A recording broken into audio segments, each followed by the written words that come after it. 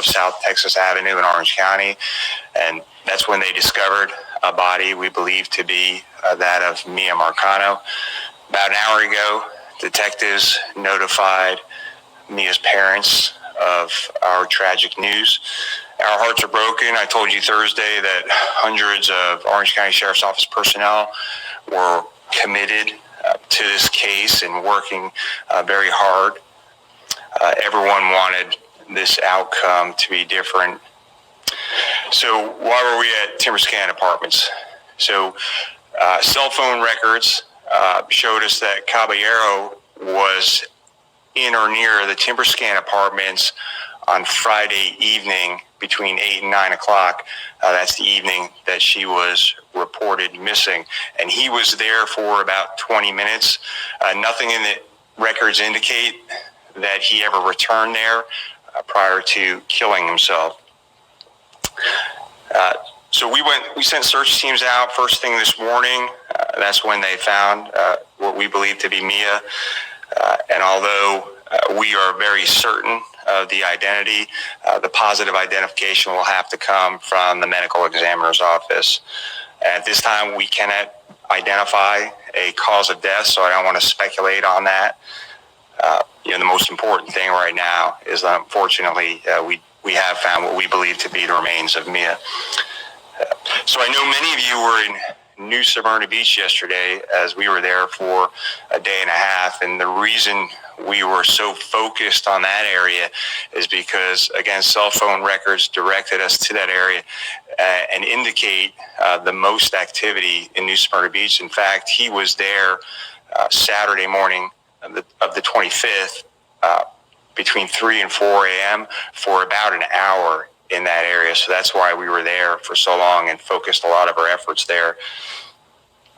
As a community, as a sheriff, as a father, obviously we are grieving the loss of Miya. Again, we can't imagine the pain and anguish that Mia's parents, the family, the loved ones, and the friends, and really our entire community have gone through and will continue to go through. On behalf of the men and women of the Orange County Sheriff's Office, we offer our deepest condolences to Mia's parents, her family, and our loved ones. So I'll take some questions at this time. Start over here. We found court records indicating that Caballero's family actually lived at TimberScan at one point. Can you confirm? Yeah, so that's what I'm being told, that he had lived in TimberScan Apartments at one time. Why did it take so long to get to that TimberScan area? When did that cell phone data come in? So the cell phone data came in for the phone a few days ago on Wednesday. And remember, we had asked for 6 months of cell phone data for Caballero, and that data put him all over Orange County, Seminole County, Volusia County. That night he had been in downtown Orlando. He had been in the Paramore area. Obviously, he'd been in both Orange County near the apartment complex, at the other apartment complex in Seminole County, and of course, Volusia County. And again, the reason we were so intense and focused on the New Smyrna Beach area was because he spent the longest amount of time there. He was there for an hour in a marshy, wooded area. If you can explain the circumstances, how you found the body, the time, and the details. Yeah, so Miya was found, or what we believe to be the remains of Miya was found about 10:45 this morning in a wooded area in the area of TimberScan Apartments. What exactly was it that led to her? Was it a dog that maybe had the scent? Was it someone who spotted something? So it was members of the emergency response team as they were doing their walkthrough of that area, like you've seen us do in all of these 30 plus searches. They were walking and found what we believe to be her body.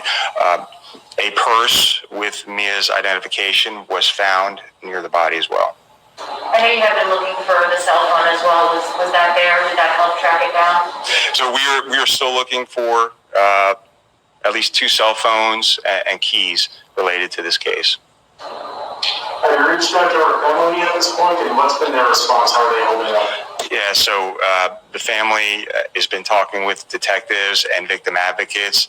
Obviously, we're filling them in on everything that we have learned so far, and victim advocates are there to support them during this time until we have official notification, identification from the medical examiner's office.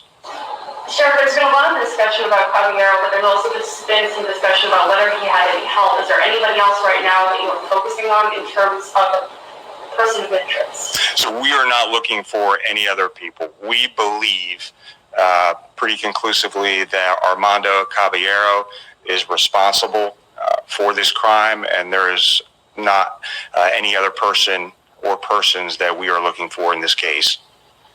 Everybody good? Sheriff, I know it's always hard to share that news with the family, but this family, their resolve has been relentless through all this. Talk to me about that phone call, that conversation, and if you yourself made it personally. So our detectives were the ones who notified the family, and I can tell you, I've spoken to the family. I've spoken to friends of the family on a constant basis this entire week, and so have our detectives. And yeah, their hope and their resolve was something short of amazing, and or nothing short of amazing. And our heart goes out to them, and I can't imagine what they're going through. Like I said earlier, we're all fathers here and mothers, and we're going to grieve with them as well. We didn't want this outcome. We wanted something different. Of course, the men and women of the Orange County Sheriff's Office worked so hard. And yesterday I was out in New Smyrna Beach with our emergency response team, and there's the deputies. They were covered from head to toe in mud. Searching so hard to find her, and hoping for a better outcome. Any details of what exactly happened, the circumstances? Is there a chance that we never know what exactly happened to Miya? No, I think we'll be able to piece together pretty good what happened, because we know that he entered her apartment 4:30. We know that he was at Timber Scan Apartments, now where we believe she was found, between 8 and 9 o'clock. Before we even responded to the scene. So obviously there's still an autopsy that needs to be done. So we'll be able to piece together, I think, exactly what happened. And I do think that he was trying to throw authorities off the trail by going all over the place, by going up to New Smyrna Beach, maybe in an effort to possibly get away with this before he took his own life. The next step of the investigation you're doing, if you can explain. I'm sorry, one more time? The next steps for the investigation, if you can explain. All right, so the next steps, obviously, will focus a lot on the autopsy and exactly what happened. And then, again, we have a pretty good timeline.